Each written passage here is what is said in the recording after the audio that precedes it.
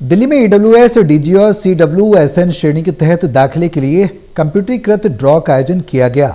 इस दौरान शिक्षा मंत्री आशीष सूद ने पारदर्शिता और फर्जी आवेदनों को लेकर बड़ा दावा भी किया, साथ ही पिछली सरकार पर सवाल भी खड़े किए।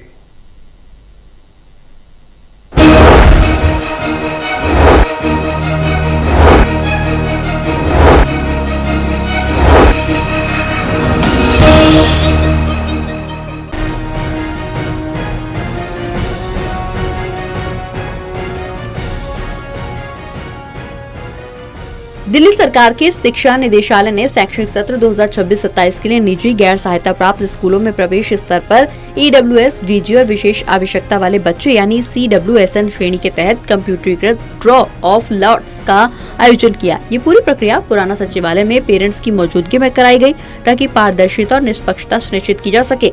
सरकार का कहना है कि इस बार तकनीकी सुधारों और आधार आधारित सत्यापन के जरिए डुप्लीकेट और फर्जी आवेदनों पर रोक लगाई गई है। देखिए, ट्रांसपेरेंट तरीके से इनका ड्रॉ निकाला गया है। आधार इनक्रिप्टेड डाटा पे, NIC अप्रूव्ड सॉफ्टवेयर पे ये पहली बार ये ड्रॉ निकाला गया है। 1,39,000 एप्लीकेशंस में 50,000 से ज़्यादा लोगों को एडमिशन मिलने का स्कोप है।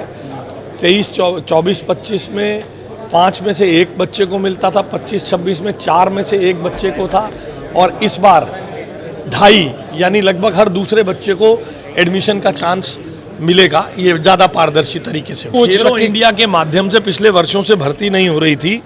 हमने high performance manager, young professionals, nutritionist, physiotherapist, massager, coach, football, अलग अलग विषयों के कोच, इन सबको आज उन 20 लोगों को अपॉइंटमेंट्स दिए हैं ताकि वे हमारे स्पोर्ट्स के इस जो हमारा स्पोर्ट्स को आगे बढ़ाने की हमें मदद कर सके।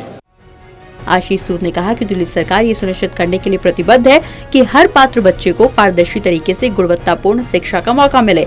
आंकड़ों के मुताबिक इस साल कुल सीटों और स्कूलों की संख्या में भी इजाफा हुआ है। स्कूलों की संख्या 2219 से बढ़कर 2308 पहुंच गई है। वहीं ईडब्ल्यूएस, डीजी श्रेणी की सीटें 44,000 से बढ़कर 48,000 से ज्यादा हो गई हैं और CWSN श्रेणी की सीटें भी बढ़कर 7,600 से ज्यादा पहुँच गई है। कुल मिलाकर इस साल सीटों की संख्या 55,701 हो गई, जो कि पिछले साल के मुकाबले 5,000 से ज्यादा की बढ़ोतरी है। टोटल टीवी के लिए प्रणय शर्मा की रिपोर्ट।